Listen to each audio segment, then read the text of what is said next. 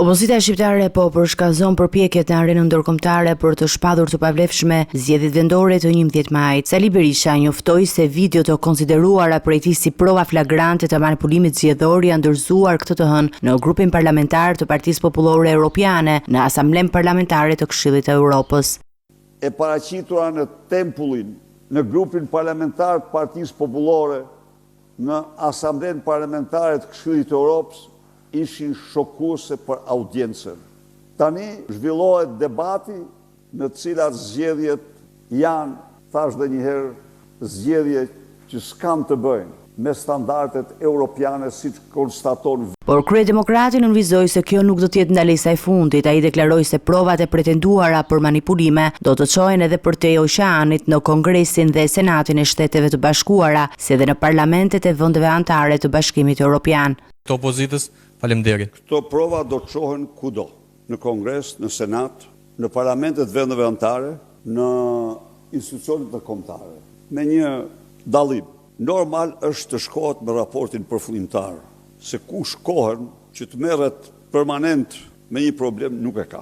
Dhe kjo është arsyeja që në shumë vende ku duhet të ishin këto prova, akoma nuk janë, sepse duhet finalizohet raporti dhe të jenë pjesë e raportit përfundimtar. Por janë aty ku duhet, ku ekziston debati për këtë çështje. Debati zyrtar, ku zyrtarisht ekziston debati për këtë çështje. Për shembull, diskutohet raporti e këto me radhë. Kjo është. Në një tjetër publikim të bërë sot, ai shfaqi video të reja ku sipas tij komisionerët votonin në vend të qytetarëve dhe manipulonin procesin. Kriminali elektoral me uniform komisioneri e nxjerr prap votën.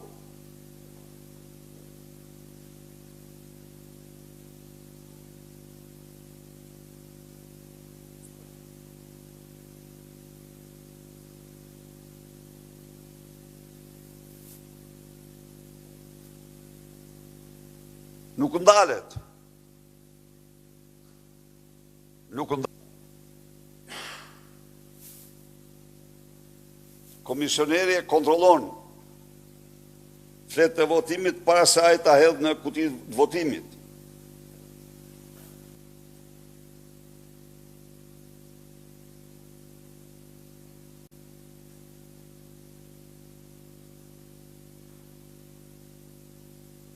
Përsëri,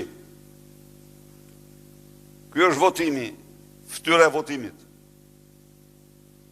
Atë ditës komisionerët votojnë në emër të zgjedhësve.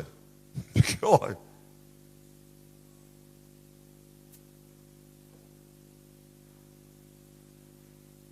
Burdhoni.